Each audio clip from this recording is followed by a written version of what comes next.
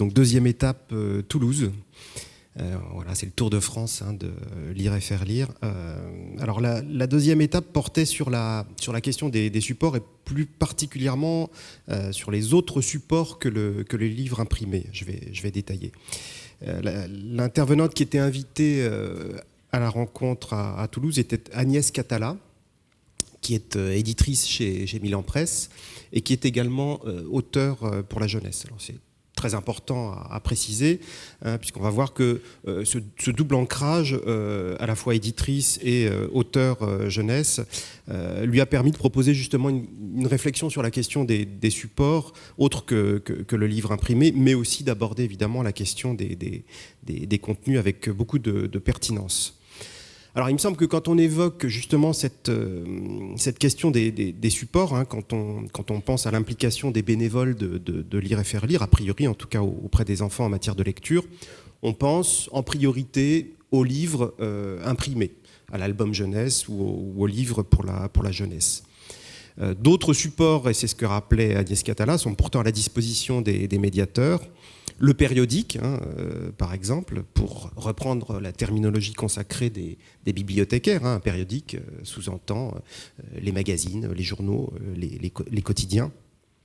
Et aussi, bien évidemment, les publications sous forme numérique qui se sont considérablement développées ces dernières années, qu'il s'agisse d'ailleurs de publications numériques en ligne, accessibles directement sur Internet ou moyennant paiement, ou de publications hors ligne qui sont téléchargées sur des supports spécifiques dont on reparlera. Alors ces deux types de supports des textes, à la fois les périodiques et les supports numériques, supports des textes et des images, bien sûr, peuvent évidemment faciliter l'accès de certains enfants ou de certains adolescents à la lecture. Ça a été rappelé à plusieurs reprises à Toulouse.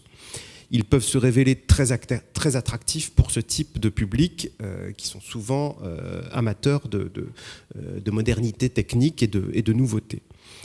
Alors, il ne faut pas se faire d'illusions pour autant, et c'est revenu d'ailleurs dans le cours de la discussion, ils sont également la source d'inégalités potentielles, notamment en termes d'accès.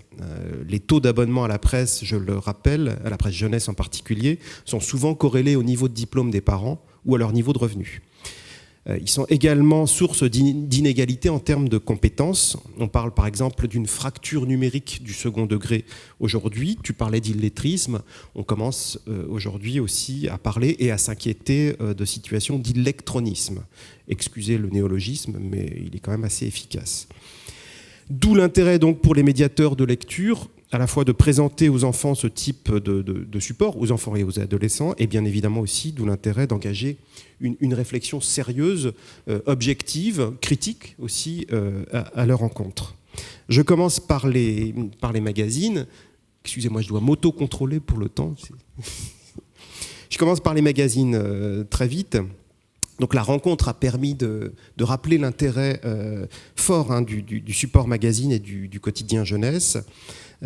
Agnès Catala disait qu'il s'agissait de supports fidèles, dans la mesure où ils paraissent régulièrement et reviennent régulièrement, auquel il est très intéressant de fidéliser les jeunes lecteurs. C'est toute la question de la socialisation précoce à la presse qui est posée ici.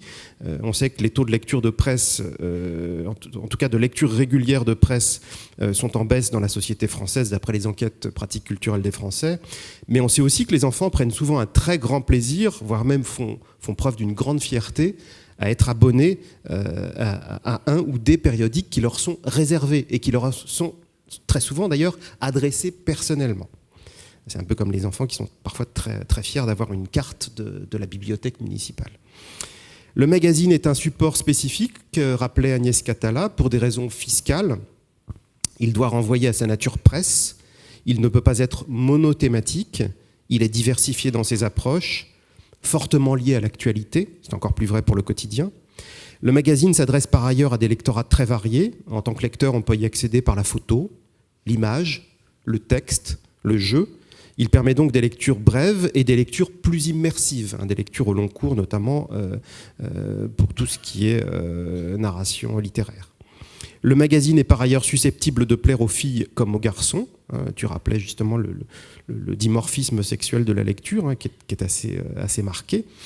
Il plaît donc aux filles comme aux garçons, à plus forte raison s'il fait l'objet, comme c'est souvent le cas aujourd'hui, d'une spécialisation par genre dont ne se privent pas les éditeurs aujourd'hui. Quand on dit spécialisation, on pourrait même parler d'une segmentation, voire d'une hyper-segmentation, quand on voit aujourd'hui comment sont découpées de façon très fine les tranches d'âge auxquelles s'adressent certains magazines jeunesse. La lecture régulière d'un magazine permet l'instauration de rituels de lecture, de rendez-vous pris à date fixe en fonction des parutions. Comme je l'ai déjà dit, ce retour régulier du magazine peut se révéler très important pour les jeunes lecteurs, en particulier pour ceux qui manquent d'assurance avec le livre traditionnel. On ne trouve évidemment pas que des contenus de type documentaire dans le magazine jeunesse. La fiction est également très présente. Les deux domaines d'ailleurs sont très souvent mixés entre eux, rappelait Agnès Catala. Il existe ainsi des documentaires narratisés, c'est-à-dire des documentaires auxquels on applique des principes littéraires. Inversement, il existe aussi des fictions documentarisées et dans le magazine jeunesse, dans le périodique jeunesse, on joue beaucoup sur ce mixage. Pour petite incise, Agnès Catala donnera un bel exemple au cours de sa présentation de fiction documentarisée en lisant en intégralité l'un de ses albums jeunesse. Donc il ne s'agissait pas d'un magazine mais d'un album jeunesse, La vie parfaite du Maharaja, édité chez Milan, puisqu'un travail de documentation préalable lui a donné l'occasion d'apporter des informations utiles sur la nourriture et les coutumes en Inde. Le deuxième thème de la matinée portait sur la question des supports numériques. Agnès Catala a fait une présentation rapide d'une offre de lecture numérique développée par Milan à travers un service intitulé J'aime lire Store. J'aime lire Store est une application de lecture numérique destinée aux enfants de 3 à 12 ans. C'est une sorte de librairie en ligne, en fait, grâce à laquelle on peut accéder à plus de 450 livres et BD numérisés. Les ouvrages dont les coûts sont parfois très modiques, puisqu'on trouve des livres à moins de 3 €, sont destinés à la lecture sur tablette numérique tactile. Ils peuvent également être consultés sur des ordinateurs, portables ou fixes, ou sur des smartphones. Une fonction Mes livres permet d'accéder en ligne à ces achats sans nécessairement télécharger les fichiers sur un support. Je vous renvoie à J'aime lire Store si vous voulez voir à quoi ressemble cette application en ligne. On trouve évidemment les grands classiques de Milan dans cette offre de lecture jeunesse. Petit ours brun, Sam Sam, Ariol, les indémodables Tom Tom et Nana que vous connaissez sans doute et que vous lisez sans doute souvent auprès des enfants, mais aussi des magazines qui ont fait la réputation de l'éditeur, magazine dont on venait juste de parler, J'aime lire ou Moi je lis déjà. Petite précision, les éditions Milan ont fait le choix de ne pas trop enrichir les livres numériques, c'est-à-dire de ne pas trop les augmenter techniquement, comme on dit aujourd'hui, ne pas trop augmenter le contexte de lecture en y ajoutant des animations ludiques, du son, de la vidéo, ce qu'il est tout à fait possible de faire avec ce type d'offre numérique. Ce qui reviendrait, selon Agnès Catala, à basculer dans un autre univers, un univers plus proche de celui du jeu vidéo que de celui du livre. Et là, manifestement, l'éditeur tient à rester arrimé, ancré dans cet univers du livre. On parle donc plutôt de livres homothétiques, de livres numériques homothétiques, c'est-à-dire d'ouvrages qui sont quasiment reproduits à l'identique de la version imprimée, ou en tout cas qui ne s'en éloignent pas trop. La manipulation et la navigation sont aussi volontairement très simples. Le livre doit pouvoir être pris en main, consulté sans obstacle technique, sans grande difficulté. Les développeurs informatiques parlent à ce propos d'interfaces intuitives. Je précise pour ma part que l'intuition dont il est question ici repose bien sûr sur des apprentissages, sur des expériences vécues. D'où l'importance, sans doute, de socialiser les enfants au numérique et en particulier au livre numérique si on estime que c'est important. Joignant le geste et l'image à la parole, Agnès Catala a effectué une démonstration rapide d'un livre numérique destiné aux tout petits à partir de sa tablette tactile et les images étaient projetées au-dessus d'elle. Et dans cet ouvrage, le jeune lecteur, pour vous donner un aperçu, ou la jeune lectrice, devait aider Petit ours brun à retrouver les lunettes de sa grand-mère au moyen d'une série de manipulations et d'animations. Ouvrir des placards, soulever un coussin, comme on le ferait en fait avec un livre traditionnel, avec des pop-up ou des pages prédécoupées, jusqu'à s'apercevoir que, évidemment, les lunettes étaient restées sur la tête de grand-mère. Grand classique. On imagine bien que les enfants sont susceptibles d'être facilement attirés par ce type de support qui fait la part belle à l'image animée, au son, aux interactions ludiques, et qui se présente sous les traits de la modernité, comme je l'ai déjà dit. Il convient de rappeler à nouveau que les coûts d'accès sont tout de même importants ou non négligeables, qu'il s'agisse de l'équipement en tablette tactile et par conséquent de l'aspect financier de la chose, de l'approvisionnement en livres numériques ou, comme on l'a déjà souligné, aussi des compétences à mettre en œuvre pour utiliser les supports, naviguer dans les textes. On parlait de navigation d'ailleurs, on parlait moins de lecture à ce moment.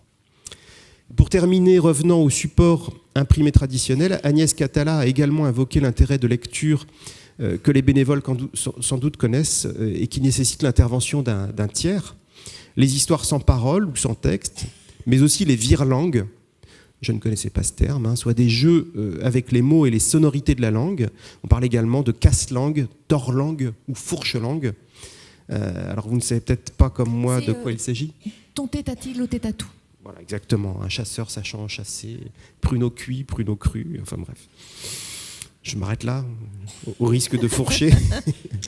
Agnès Catala a donné l'exemple de virelangue sous forme de comptine pour les tout-petits qui plaisent beaucoup aux tout-petits, mais qui nécessitent l'intervention d'un médiateur expert et qui ne se prennent pas les pieds dans le tapis ou qui se prennent les pieds dans le tapis justement pour plaire à leurs jeunes lecteurs. Elle a souhaité enfin revenir sur l'intérêt que peuvent présenter également pour les très jeunes lecteurs et les jeunes lectrices les histoires qui font peur et les histoires qui font pleurer, en nous donnant notamment à nouveau l'exemple de la véritable et triste histoire des 3 petits cochons, en tout cas triste pour les 2 premiers petits cochons, puisqu'ils sont quand même dévorés par le loup. Il existe aujourd'hui des versions expurgées, des versions roses de l'histoire. Elle rappelait l'intérêt que pouvait présenter la véritable histoire, et même pour les jeunes lecteurs. Alors, cette partie de l'intervention d'Agnès Catala était peut-être un peu décalée par rapport à la thématique, initiale qui portait sur la question des supports physiques du livre et des lectures. Elle n'en demeure pas moins, à mon avis, tout à fait pertinente dans la mesure où elle permettait de rappeler la responsabilité des médiateurs de lecture, la responsabilité quant au choix des supports, la responsabilité quant au contenu des lectures. Le terme responsabilité pouvant être compris ici à la fois comme un frein, comme une censure, mais aussi et surtout, dans l'esprit d'Agnès Catala, comme une forme d'audace aussi et de choix hors des sentiers battus qui implique donc l'intervention du médiateur et des choix un peu audacieux. Les questions, pour terminer, et les remarques de la salle à l'issue de la présentation portaient sur 2 points. Manifestement, les magazines semblaient peu utilisés par les médiateurs de lecture, voire très peu utilisés, en tout cas ce jour-là à Toulouse, dans les discussions qui survenaient. Il leur paraissait même parfois difficile de s'en procurer. Et certains, ce qui m'a surpris, moi, travaillant dans une grande bibliothèque, déclaraient avoir des difficultés pour en emprunter en bibliothèque, par exemple. Les offres de lecture numérique leur semblaient, quant à elles, peu, voire pas du tout exploitées, les bénévoles présents témoignant notamment du fait qu'ils ne savaient pas où se les procurer, comment se les procurer, comment y accéder, et déclarer même pour certains d'entre eux de ne pas se sentir compétents. Et donc là, ce qui soulevait effectivement la question de la formation. Plusieurs interventions, en revanche, ont porté sur l'intérêt des histoires qui font peur ou pleurer. Certains bénévoles présents, vous l'imaginez bien, déclarant en lire volontiers aux enfants pour essayer justement de les bouger un peu et de les attirer à la lecture et aux lectures intenses. Voilà. Pour terminer, donc, on est revenu également sur la question du rituel, sur la question de la promesse de lecture, sur la question du contrat de lecture. Et c'était l'occasion de rappeler encore une fois que le contexte de lecture, en particulier le contexte social et le contexte matériel, est tout aussi importante que la question des textes lus. Voilà pour Toulouse.